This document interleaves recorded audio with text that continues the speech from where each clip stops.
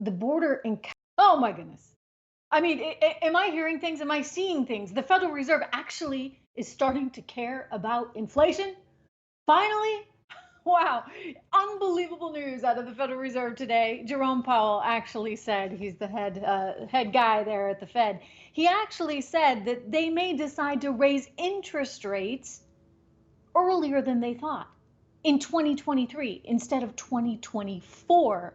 I mean, this is big news, right? Because the Federal Reserve all along has been so reticent. They've been so nervous. Well, now they're finally admitting in the statement, they admitted that, in fact, because there had been, quote, progress on vaccinations and that had reduced the spread of COVID-19 in the US, amid this progress and strong policy report, indicators of economic activity and employment have strengthened. Yeah, you think? I mean, the economy's been on fire as we've gotten back to work, as people have resumed their lives. By the way, they're flush with cash, right?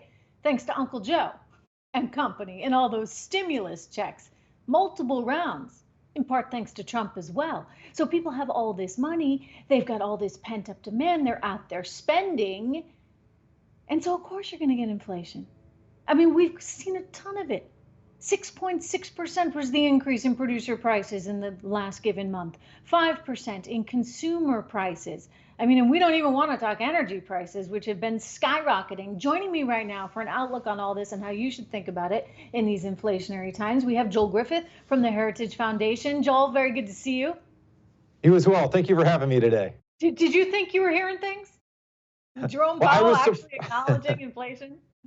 I was surprised to hear him acknowledge that what the big rise in prices that we've seen might indeed not be transitory. And we're not imagining things. If you look at what's happened over the past year, yes, your grocery bills have become substantially more expensive. And it's not just that. If you're buying pants, if you're buying a dress, if you're buying jewelry, those are all double-digit price increases over the past year. And if you're going to fill up your car, well, that costs you about 50% more in just the past year. So this is a problem. I am glad that people are actually starting to pay attention to that, because if our government and if the Federal Reserve, if they do not change the course that they are on, this could be something that we will have to be dealing with far into the future. Well, and that's partly my concern. I mean, it's fine that they're moving away from 2024. I was concerned that they might be reluctant to even telegraph that, right? Because then you run the risk of the little temper tantrum, or the taper tantrum, as it's come to be known on Wall Street. And we did, in fact, see that. We'll see how it all shakes out over the next couple of days. But there was an initial reaction with investors getting pretty freaked out that the Fed was actually willing to admit these things. I mean, I look at it the other way, right? Because, Joel, if they don't recognize the threat of inflation now, what happens in the future? Larry Summers, I think, said it well. When you run the risk of the Fed overreacting to inflation and then having a very negative, perhaps a stagflation-like effect on the economy because you don't get enough growth in the overall bottom line. I mean, I can't even believe they're going to wait to 2023 when I look at prices. Well, usually people don't connect the dots, and that's because we become so used to prices increasing by 1 or 2% every year. But over the past year, most Americans received several $1,000s in stimulus checks, and we're very happy with that. But now people are starting to realize that $2,000 in your checking account you might like. But if you're a two-couple family making $100,000 per year, and your price of living, your cost of living just increased by 5 or 6%, well, that's a $6,000 increase in your cost of living, and you only got $2,000 in stimulus checks.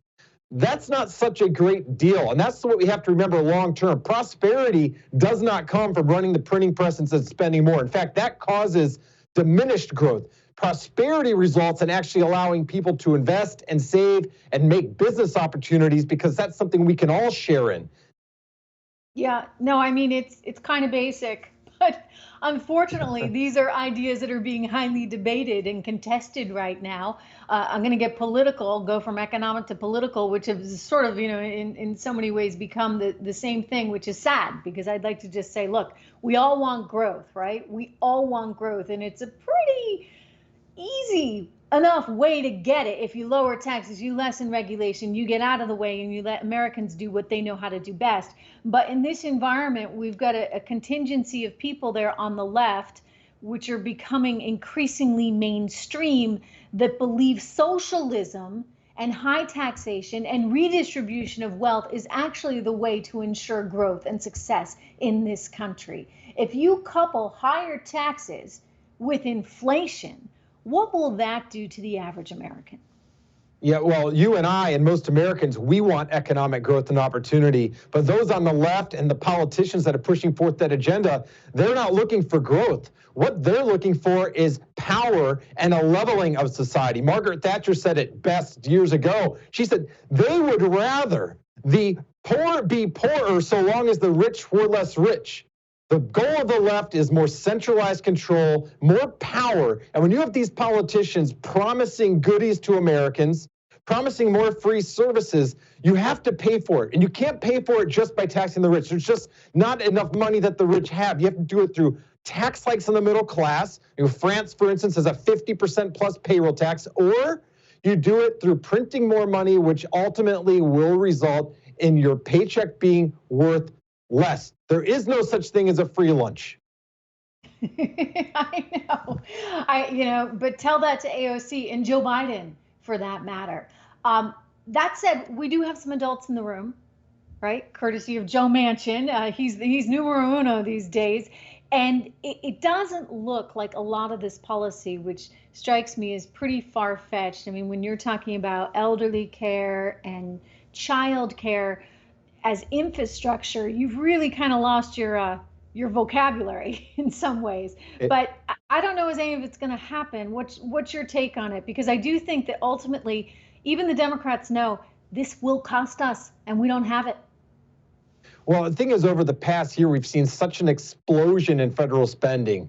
We're nearing $10 trillion in just over a year. We've lost grasp of what these numbers mean, and we're starting to see it now with price hikes, but we've lost grasp of that. And so because the proposals on the left are so large and we're gobble up so much of the economy, now big spending proposals such as the so-called bipartisan compromise on infrastructure, that appears reasonable, even though that is really blowing our budget as well. And I think that's been one of the intents of this. The left, they knew they weren't going to get all they were asking for, and now the compromise is still bigger government than we have ever seen in our lifetimes.